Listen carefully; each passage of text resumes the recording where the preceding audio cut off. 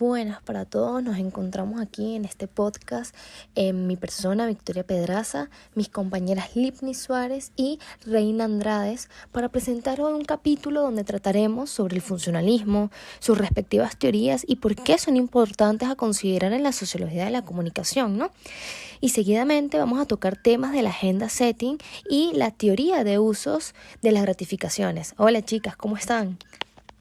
Hola Victoria, ¿todo bien? Me encuentro acá con Reina ya que estuvimos debatiendo y analizando un poco sobre el libro y todos los temas que veremos en el capítulo de hoy. Es así, Lipni. De hecho, me parece que podemos empezar diciendo que el factor fundamental para tocar este tema como comunicadoras sociales son los medios de comunicación y cómo han empezado a generar impacto de gran manera en la audiencia. Claro, fíjate que el concepto del efecto de los medios de comunicación ha ido cambiando a lo largo de los años. Se plantearon múltiples tesis y a su vez los científicos sociales están preocupados por los medios de comunicación y su impacto en la audiencia a lo largo de los años. Es interesante porque a lo largo de los años podemos ver un impacto. Tenemos el periodo de los 20 a los 40 que se considera su etapa inicial, ya que los medios tenían una fuerte repercusión en la audiencia. Lo que era la radio, el periódico, el cine mudo y la prensa eran un auge en ese momento de la historia. Justamente en esa etapa inicial se adquirió el término de la omnipotencia de los medios, el cual fue importante y dominante durante ambas guerras mundiales. Por ejemplo, tenemos que durante la Primera Guerra Mundial los periódicos se encargaron de hacer creer a los ciudadanos que el enemigo era terriblemente cruel e inmoral, tanto de un lado como del otro. Y el medio de este momento era la prensa, el medio informativo. Y su propósito principal fue convencer a todos los lectores por igual. Chicas, pero no olviden, después surgió el término bala mágica. Esta describieron una aproximación a los efectos de los medios. ¿Y por qué recibe ese nombre de la bala mágica? Bueno, Reina, el concepto de la bala mágica podemos desglosarlo en varios puntos de importancia. Primero, podemos decir que los medios de comunicación le presentan unos mensajes a la sociedad de masa, ¿no? Y luego los percibe de una forma más o menos, de una forma uniforme o igual. Y como segundo punto, pudiésemos decir que tenemos que los mensajes son estímulos que influencian las emociones y los sentimientos de los individuos. Bueno, aquí dice que otros autores se refieren a este término porque según ellos los medios de comunicación tendrían efectos directos e inmediatos sobre aquellos que le presentan atención al contenido de los mismos. Claro, Limi, de hecho, fíjate que estos planteamientos defendían la aparición de una sociedad de masas y se basaban en algunas hipótesis sobre la naturaleza de las sociedades modernas. Pero entonces sería una sociedad de masas, ya que los individuos estaban relativamente y geográficamente separados los unos de los otros. Claro, pero también se rompe con la función de las bases de la solidaridad tradicional, es decir, la familia y el lugar de todo el orden social. Y bueno, más adelante, avanzando en los periodos, tenemos el boom de la televisión. A su vez, aún prevalecía la radio y la prensa. En el periodo de los 40 a los 70 fue la segunda etapa. Los analistas de los medios pusieron en duda la existencia de los efectos omnipotentes de la etapa anterior y no encontraron evidencia de esta teoría.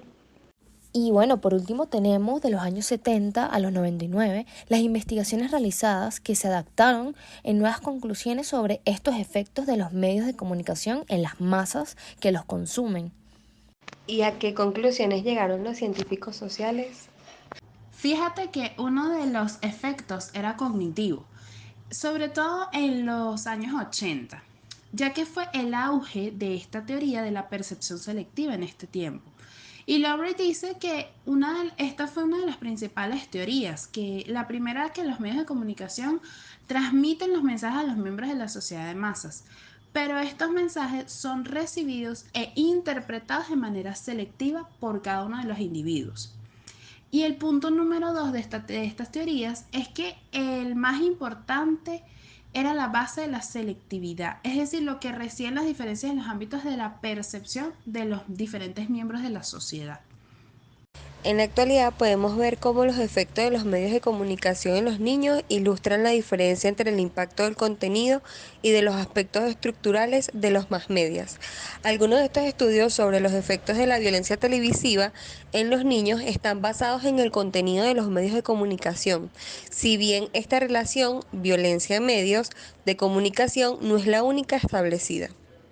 Bueno, y apoyándonos en las teorías funcionalistas, podemos fijarnos que, hablando de este mismo tema, el funcionalismo y la estructura, guiándonos por nuestro autor base, Antonio Lucas Marín, vemos que él va mucho de la mano con el desarrollo de la comunicación en masas, donde se ha impulsado por los avances tecnológicos como los medios de la radio, la televisión, y que gracias a estos avances se ha permitido una mayor difusión de información que permite que las personas se comuniquen entre sí de una manera diferente a estas épocas. Y yo creo que podemos agregar un ejemplo actual con las redes sociales, que se han convertido en un medio de comunicación masiva y presente en la audiencia de la actualidad.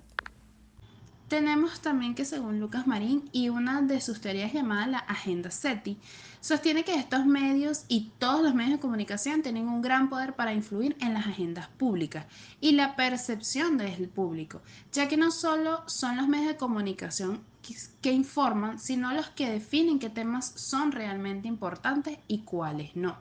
Por ejemplo, podemos ver el impacto en la política venezolana, o sea, las diferentes noticias que salen en los diferentes medios de comunicación.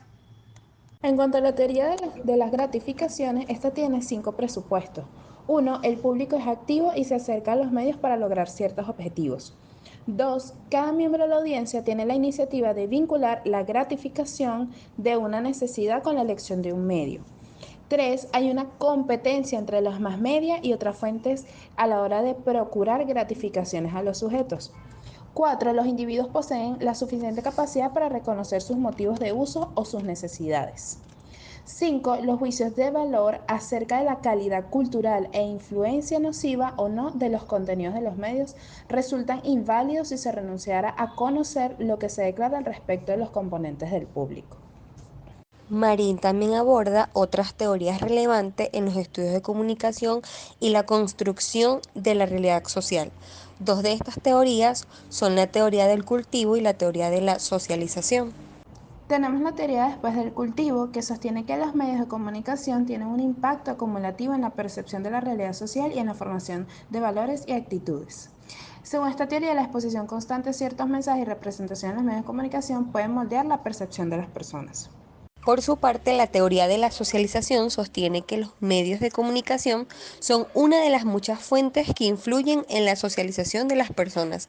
Según esta teoría, los medios de comunicación pueden transmitir valores, normas y comportamientos que se incorporan a la cultura y a la identidad de las personas.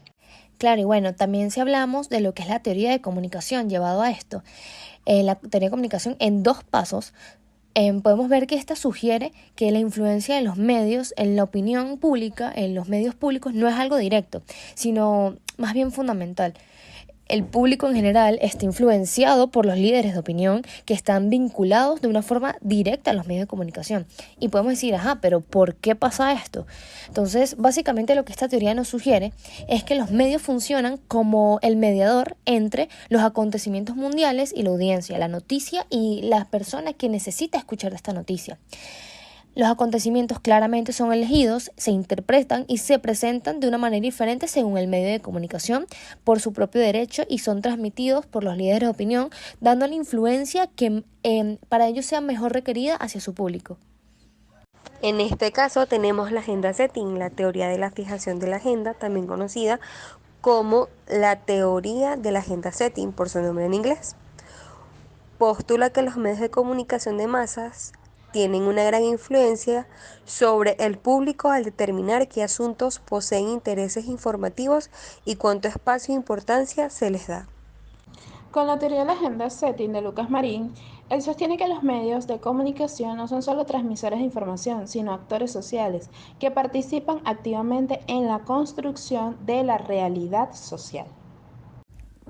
Claro, investigaciones demostraron que la audiencia suele otorgarle la importancia a los asuntos públicos en función de la frecuencia y la profundidad con la que esos temas son tratados en los medios de comunicación. A raíz de esa investigación, se publicó un artículo que se los vamos a mencionar aquí, titulado The Agenda Setting Function of Mass Media, que es uno de los más citados en estudios sobre la comunicación de masas. La teoría de la agenda setting establece que los medios de comunicación de masas influyen para que un tema determinado se convierta en agenda pública. Y, en última instancia, ese hecho puede establecer la agenda para una campaña política. Bueno, yo creo que ya para que podamos finalizar este capítulo de hoy, donde hablamos muchísimos temas como, futuras comunicadoras sociales y de temas de muchísimo entendimiento en los medios de comunicación, donde, hemos tratado diversos temas. Claramente no podemos dejar atrás el funcionalismo porque está muy presente en muchísimas cosas que estamos abarcando, como una cosa funciona para otra, cómo todo se enlaza en un mecanismo de función donde todo debe funcionar de una manera correcta para que no se desplome, para decirlo de alguna forma.